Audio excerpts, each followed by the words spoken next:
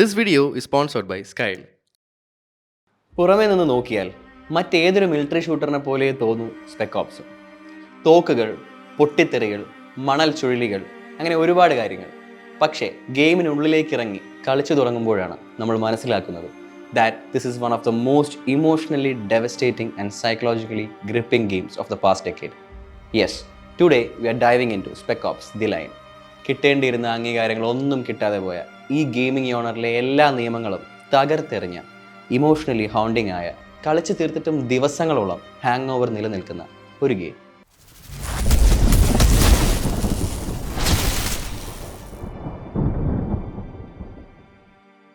രണ്ടായിരത്തി 2012 റിലീസായ Spec Ops The Line Spec Ops സീരീസിനെ ബേസ് ചെയ്ത് വന്ന മറ്റൊരു ഗെയിം മാത്രമായിരുന്നു. എന്നാൽ ഈ game made a completely different approach. ഈ ഓണറിലുള്ള മറ്റ് ഗെയിമുകൾ കഥാപാത്രത്തിൻ്റെ നായക പരിവേഷത്തിനെയും typically saving the day kind super hero തീംസും സ്റ്റോറി ലൈനിൽ കൊണ്ടുവന്നപ്പോൾ സ്പെക് ഓപ്സ് നമ്മളെ കൊണ്ടുപോയത് യുദ്ധത്തിൻ്റെ നമ്മൾ ആരും കാണാത്ത, അറിയാൻ ശ്രമിക്കാത്ത ആ ഇരുണ്ട വശം മാക്സിമം അതിൻ്റെ ഫുള്ളസ്റ്റിൽ എക്സ്പ്ലോർ ചെയ്ത് കാണിച്ചു തന്നുകൊണ്ടാണ്. നമ്മളിതിൽ ക്യാപ്റ്റൻ വോക്കറായിട്ടാണ് ഗെയിം തുടങ്ങുമ്പോൾ നമ്മൾ സ്ക്വാഡുമായി ദുബായിലെ ചുട്ടുപഴുത്ത് കിടക്കുന്ന മണൽ ചുഴികളിലേക്കാണ്. കേണൽ കോൺറാഡിനെ കണ്ടുപിടിക്കാനും നമ്മുടെ 33rd ബറ്റാലിയനിലെ അദ്ദേഹത്തിൻ്റെ കൂടെ ഉള്ളതിൽ അവശേഷിക്കുന്നവരെ തിരികെ കൊണ്ടുവരാനും വേണ്ടിയിട്ടാണ്. പക്ഷേ ശരിക്കും അതുതന്നെയായിരുന്നു നമ്മുടെ ശരിക്കുള്ള കഥ. സ്പെക് ഓപ്സ് ഒരു സ്ലോ പോയിസൺ ആണ്.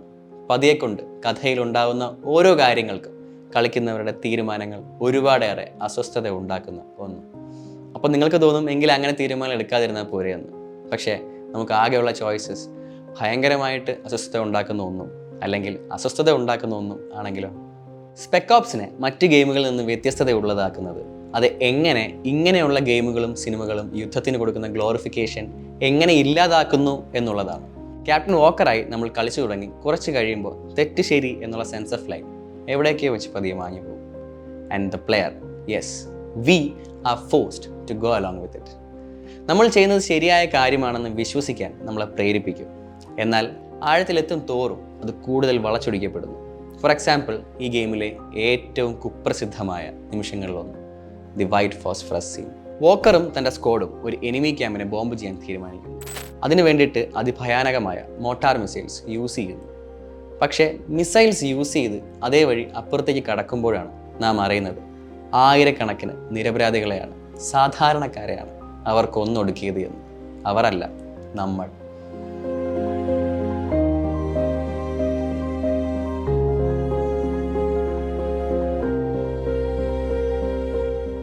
പക്ഷെ മനസ്സ് വിറങ്ങലിക്കുന്നത് അപ്പോഴൊന്നുമല്ല, ഈ ഒരു കാഴ്ച കാണുമ്പോഴാണ്. അവർക്കിടയിൽ ഈ സ്ഫോടനത്തിൽ ശരീരമാസകലം കത്തിക്കരിഞ്ഞ് കുഞ്ഞിനെ കെട്ടിപ്പിടിച്ച് നിൽക്കുന്ന ഒരമ്മ. ഈ ഗെയിം നിങ്ങളെ തിരിഞ്ഞു നോക്കാൻ അനുവദിക്കില്ല. നിങ്ങൾ ചെയ്തതിനെ നേരിടാൻ ഇത് നിങ്ങളെ പ്രേരിപ്പിച്ചുകൊണ്ടേയിരിക്കുന്നു. ആ മൊമെൻറ്റ്, അമ്മയുടെ ശവശരീരം ഇപ്പോഴും അവളുടെ ജീവനില്ലാത്ത കത്തിക്കരിഞ്ഞിരിക്കുന്ന അവരുടെ കുഞ്ഞിനെ കെട്ടിപ്പിടിച്ചിരിക്കുന്ന ആ നിമിഷം. സ്പെക് ഓപ്സ് ശരിക്കും വീരത്വത്തിൻ്റെ എല്ലാ മിഥ്യാധാരണകളും ഇല്ലാതാക്കുന്നു. ഇവിടെ യുദ്ധത്തിന് യാതൊരുവിധ മഹത്വവുമില്ല. ഈ ഒരു സീൻ ഓഡിയൻസിനും അതേപോലെ തന്നെ കളിക്കാർക്കും ഒരുപോലെ അസ്വസ്ഥത ഉണ്ടാക്കുന്നു. കാരണം ഇത് പരിണിതഫലങ്ങൾ മാത്രമല്ല കാണിക്കുന്നത്. It makes you feel responsible for them. We didn't have a choice എന്നാണ് വാക്കറുടെ, അല്ല, നമ്മുടെ തന്നെ പ്രതികരണം.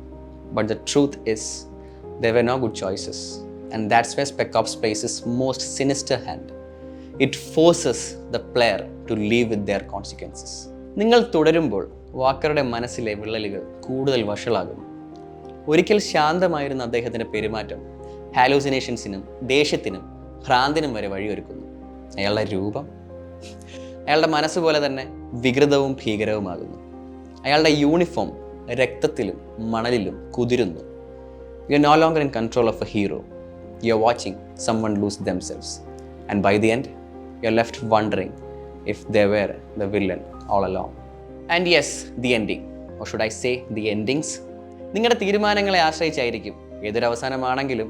ഒന്നെങ്കിൽ നിങ്ങൾ ദുബായിൽ നിന്ന് എല്ലാം വിട്ടെറിഞ്ഞു പോകും, അല്ലെങ്കിൽ നിങ്ങൾക്ക് കൂടുതൽ ഇരുണ്ടൊരു വിധിയാവും നേരിടേണ്ടി വരിക. ഏത് വിധേനയാണെങ്കിലും ഒരു പരിഹാരവുമില്ല, ആശ്വാസബോധവുമില്ല.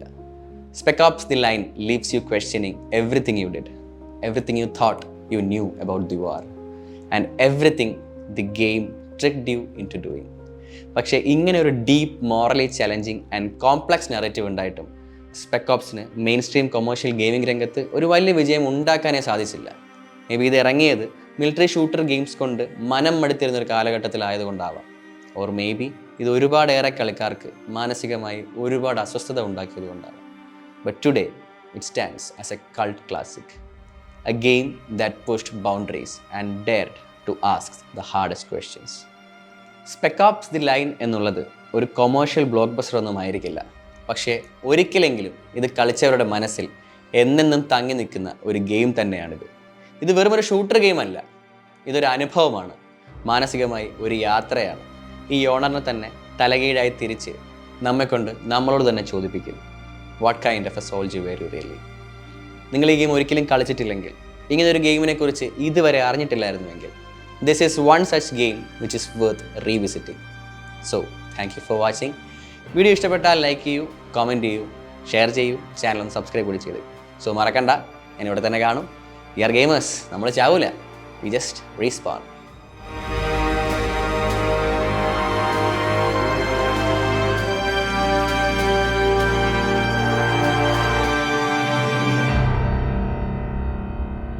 കുറഞ്ഞ ഫീസിൽ നെറ്റ് JRF എന്ന സ്വപ്നം നേടിയെടുക്കാൻ ഒരു സുവർണാവസരം. എക്സ്പേർട്ട് മെൻറ്റേഴ്സിൻ്റെ സഹായത്തോടു കൂടി ക്വാളിറ്റി കോച്ചിങ് ആണ് സ്കൈൽ പ്രൊവൈഡ് ചെയ്യുന്നത്. നിങ്ങളുടെ നെറ്റ് JRF എന്ന സ്വപ്നം യാഥാർത്ഥ്യമാക്കാൻ കോൺടാക്ട് സ്കൈൽ ഓൺ 8547262962.